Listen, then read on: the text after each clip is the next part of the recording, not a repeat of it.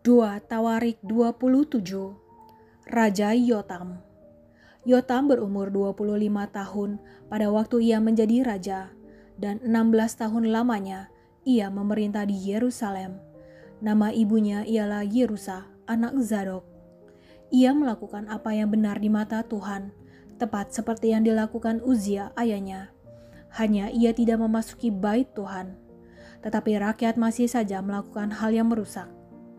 Ia mendirikan pintu gerbang tinggi di rumah Tuhan dan mengadakan banyak pembangunan pada tembok Ofel. Ia mendirikan juga kota-kota di pegunungan Yehuda dan benteng-benteng serta menara-menara di hutan-hutan.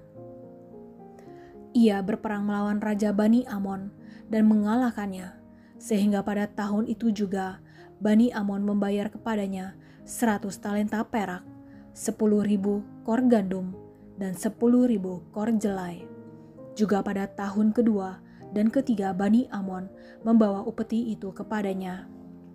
Yotam menjadi kuat karena ia mengarahkan hidupnya kepada Tuhan Allahnya. Selebihnya dari riwayat Yotam, segala peperangan dan tingkah langkahnya, sesungguhnya semuanya itu tertulis dalam kitab Raja-Raja Israel dan Yehuda. Ia berumur 25 tahun pada waktu ia menjadi raja, dan 16 tahun lamanya ia memerintah di Yerusalem. Kemudian Yotam mendapat perhentian bersama-sama nenek moyangnya, dan ia dikuburkan di kota Daud. Maka Ahaz, anaknya, menjadi raja menggantikan dia. Yesaya 9. Kelahiran Raja Damai. Tetapi tidak selamanya akan ada kesuraman untuk negeri yang terimpit itu. Kalau dahulu Tuhan merendahkan tanah Zebulon dan tanah Naftali, maka di kemudian hari ia akan memuliakan jalan ke laut, daerah seberang sungai Yordan, wilayah bangsa-bangsa lain. Bangsa yang berjalan di dalam kegelapan telah melihat terang yang besar. Mereka yang diam di negeri kekelaman, atasnya terang telah bersinar. Engkau telah menimbulkan banyak sorak-sorak dan sukacita yang besar. Mereka telah bersukacita di hadapanmu, seperti sukacita di waktu panen, seperti orang bersorak-sorak di waktu membagi-bagi jarahan. Sebab kuk yang menekannya dan gandar yang di atas bahunya, serta tongkat si penindas, telah kau patahkan seperti pada hari kekalahan Midian. Sebab setiap sepatu tentara yang berderap-derap dan setiap jubah yang berlumuran darah akan menjadi umpan api. Sebab seorang anak telah lahir untuk kita, seorang putra telah diberikan untuk kita, lambang pemerintahan ada di atas bahunya, dan namanya disebutkan orang, Penasehat ajaib, Allah yang perkasa, Bapa yang kekal, Raja damai.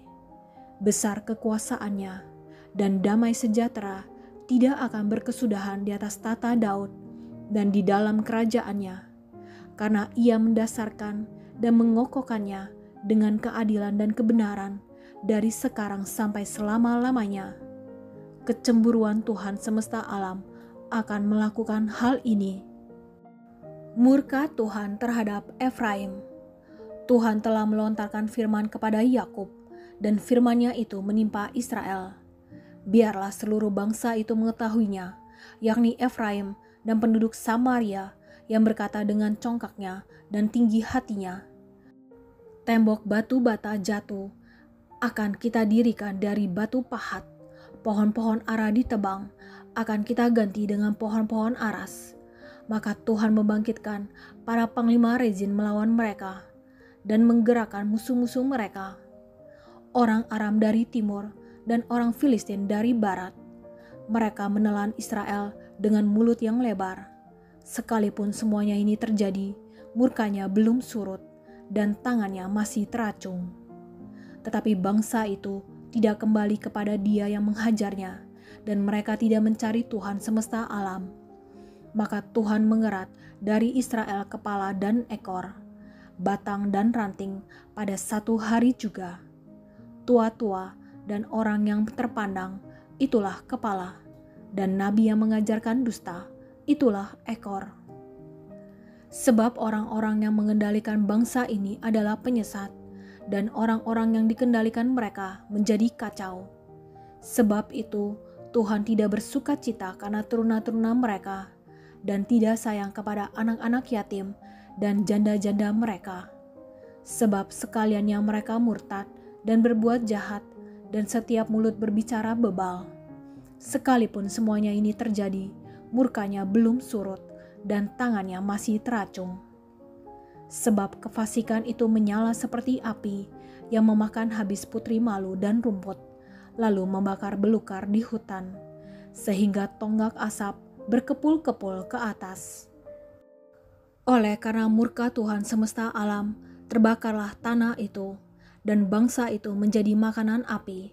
Seorang pun tidak mengasihani saudaranya. Mereka mencakup ke sebelah kanan, tetapi masih lapar. Mereka memakan ke sebelah kiri, tetapi tidak kenyang. Setiap orang memakan daging temannya. Manasye memakan Efraim, dan Efraim memakan Manasye, dan bersama-sama mereka melawan Yehuda. Sekalipun semuanya ini terjadi, murkanya belum surut, dan tangannya masih teracung. Yesaya 10. Celakalah mereka yang menentukan ketetapan-ketetapan yang tidak adil, dan mereka yang mengeluarkan keputusan-keputusan kelaliman untuk menghalang-halangi orang-orang lemah mendapat keadilan, dan untuk merebut hak orang-orang sengsara di antara umatku, supaya mereka dapat merampas milik janda-janda dan dapat menjara anak-anak yatim. Apakah yang akan kamu lakukan pada hari penghukuman dan pada waktu kebinasaan yang datang dari jauh? Kepada siapakah kamu hendak lari minta tolong, dan di manakah hendak kamu tinggalkan kekayaanmu? Tak dapat kamu lakukan apa-apa selain dari meringkuk di antara orang-orang yang terkurung dan tewas di antara orang-orang yang terbunuh.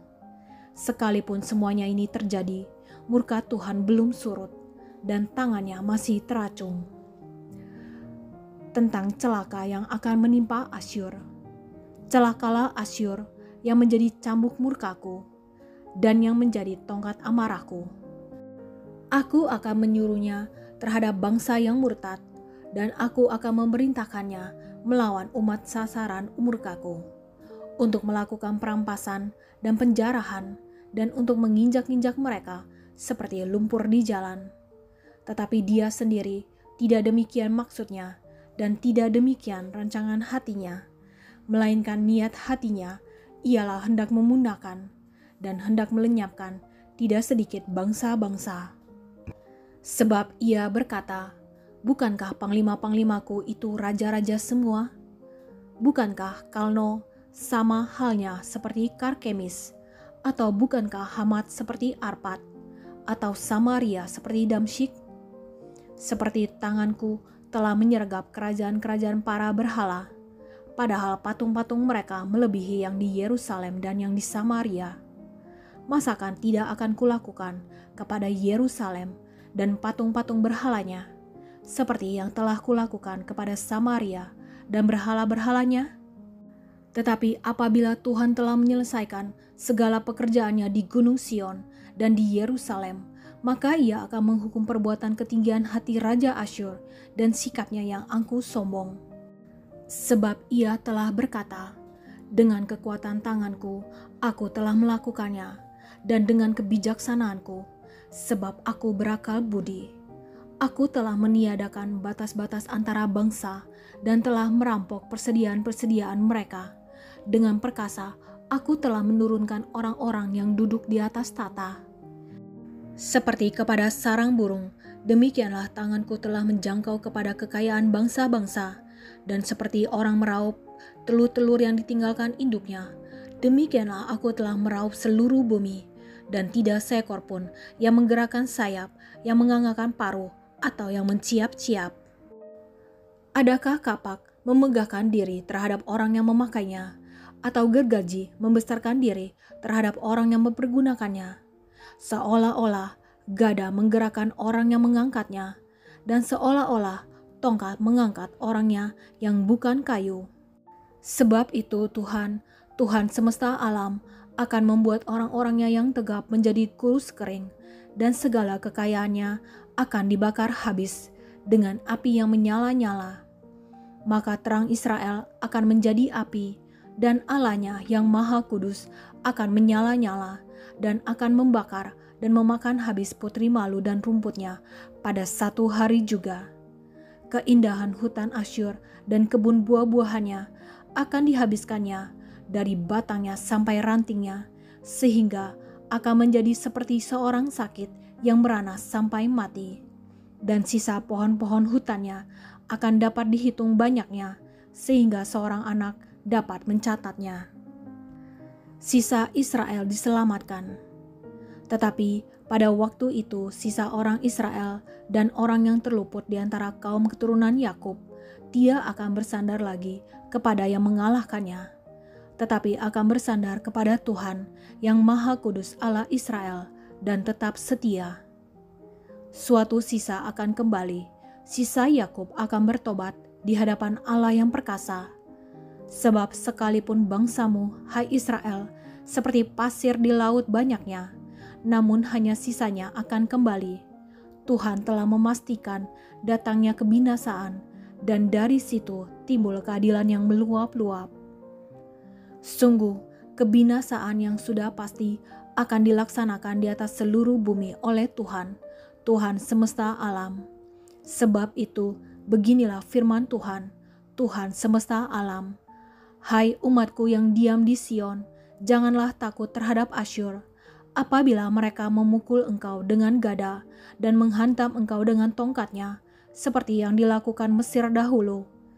Sebab sedikit waktu lagi amarahku atasmu akan berakhir, dan murkaku akan menyebabkan kehancuran mereka.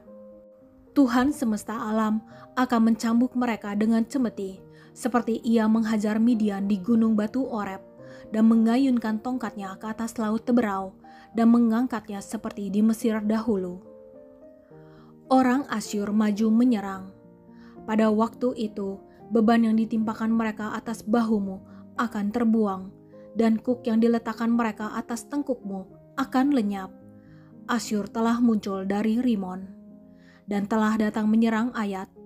Ia telah lewat dari Mirgon, dan di Mekmas diaturnya perbekalannya. Mereka telah menyeberang dari jurang penyeberangan sambil berteriak, Geba tempat pemalaman kita. Penduduk Rama gemetar, penghuni Gibea Saul melarikan diri. Keluarkanlah jeritanmu, hai putri Galim. Perhatikanlah, hai Laisa. Jawablah dia, hai Anatot. Penghuni Mapmema lari jauh-jauh. Penduduk Gebim pergi mengungsi.